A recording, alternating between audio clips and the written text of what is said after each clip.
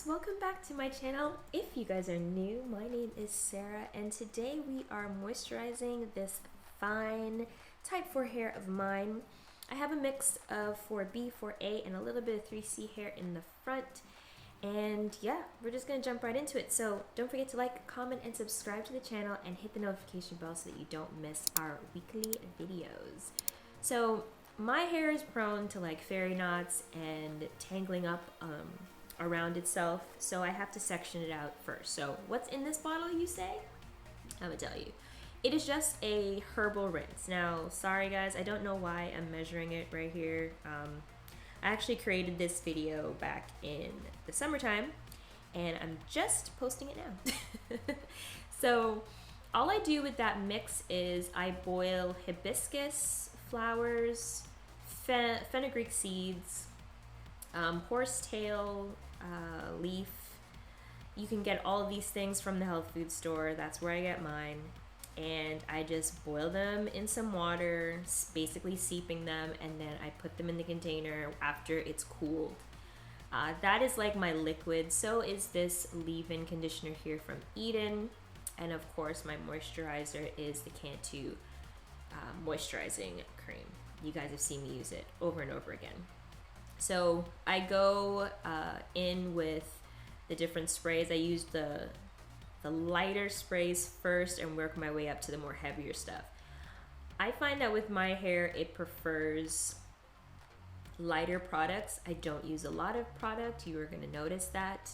I use very small amounts, and then each time I put something on my hair, I just use the praying hands method and just kind of work it in, work it in, work it in. With fine hair, if you have fine hair like me, you're gonna find that your best bet is to not use heavy products. Your product should almost be of a watery type consistency. And even the creams I use, that Cantu cream, I sometimes water it down a little bit, or like I said, I use a very small amount. So I go in now and I actually part that section again because I wanna make sure that I really thoroughly detangle it. And if I feel like it needs a little bit more product, then I'll do that and I'll go in and make sure it gets everywhere, because I do this moisturizing routine depending on how my hair is, maybe twice for the week. Now the Aunt Jackie's not on my watch. You guys have seen me use this. I use this as both a bit of a moisturizer, but also as a detangler, because that's what it is. And it's great. It has amazing slip. It smells great, and it really does do everything it says it does. I swear by this product. All the products I've gotten, or I'm showing you guys, I've gotten them at beauty supply stores or in my local store. If I can find them online, I will link them in the description box below so you guys can have them. Now, this is a new brush that I started using in the summertime to detangle my hair. I actually really like it. It is not for brushing your hair when it's dry. I learned that. It has to be wet, so it gets right in there and detangles really well. I don't lose a lot of hair when I use it, and I feel like it gets right through the hair quickly, but it's gentle at the same time. And that's the thing about my hair. I have a lot of hair, even though each of the individual strands are fine. So I just like to use things that don't put a lot of pressure or strain on my hair, basically. Now, this oil here is a great oil, grapeseed oil. It's very thin consistency. It absorbs well into my hair. That here that I'm showing you is just my oil mix that includes like olive oil, avocado oil, and a little bit of castor oil. I only use a little bit of that, and then I pour some of the grapeseed oil in my hand as well. And I'll show you here. Be careful. I think it's important to remember that when you're moisturizing your hair, I've said this before, oils do not moisturize your hair, right?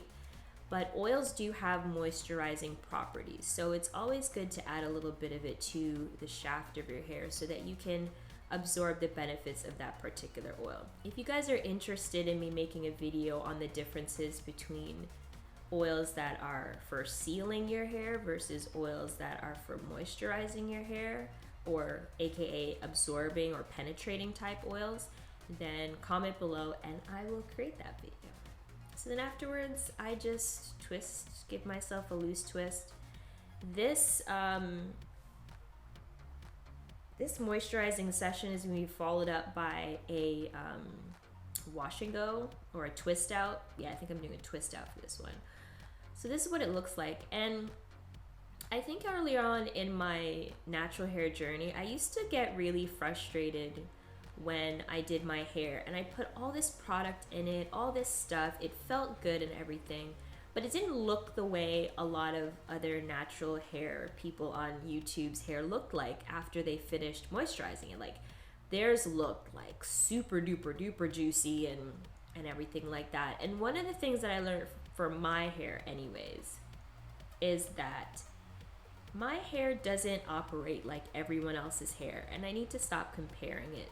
And that's the same thing I would tell you too. Like, stop comparing your hair to another person's hair, because understand that her texture and your texture could be very different even though you have the same hair type. So when she or he does their moisturizing routine and then their twists look super juicy, poppin', shiny, all of that, and then you do yours and yours doesn't look the same, you get discouraged and feel like maybe you're not doing it right. But there's more to your hair being moisturized and healthy than just how it physically looks. You need to be able to feel your hair. You need to be able to look at your hair and say, okay, I did all of this today. The next day, is it dry again? Or is it lasting a couple of days? Does it feel brittle? When you blow dry your hair, or when your hair is in its stretched state, how does it feel versus when it's wet? These are all things you should look into. Don't just look at how the hair looks, because I know for sure that for a long time I thought that my hair had to look a certain way or else something must be wrong with it. Yes, I may have had some setbacks in terms of wearing the head wraps in the same place and creating too much tension, but for the most part, my hair is healthy and it's doing really well. And it doesn't look the way I see a lot of people on YouTube's hair looks like when they're finished moisturizing it and things like that. So don't get too hung up on how your hair looks specifically, but pay attention to how it feels and what's happening to it throughout the week. So for the rest of this video, I'm just going to continue going through each section, applying the herbal water, applying my leave-ins and the cream and some oil.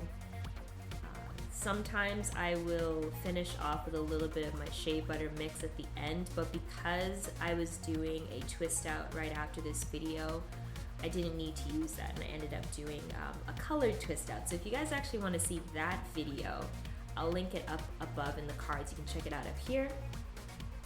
And I'll also link my wash day routine so you guys can see how I wash my hair, other products that I use, and yeah, just some more great tips. If there's anything I could leave you guys with tip-wise in terms of your natural hair, I would tell you to be patient. I would tell you to not be afraid to try different things, to test out different things. And if something just doesn't feel like it's working for your hair, don't be afraid to switch it up. And don't be afraid to let go of the things that aren't serving your hair. And you'll be able to tell because your hair will tell you. So I really appreciate all of your support over the course of this journey of me starting this YouTube channel. Thank you guys so much for subscribing, all of your likes, all of your comments, all of your shares. They do not go unnoticed and I really do appreciate them. Continue to support this channel. Go ahead and don't forget to subscribe if you haven't done so yet. And I'll see you guys in the next video. Bye.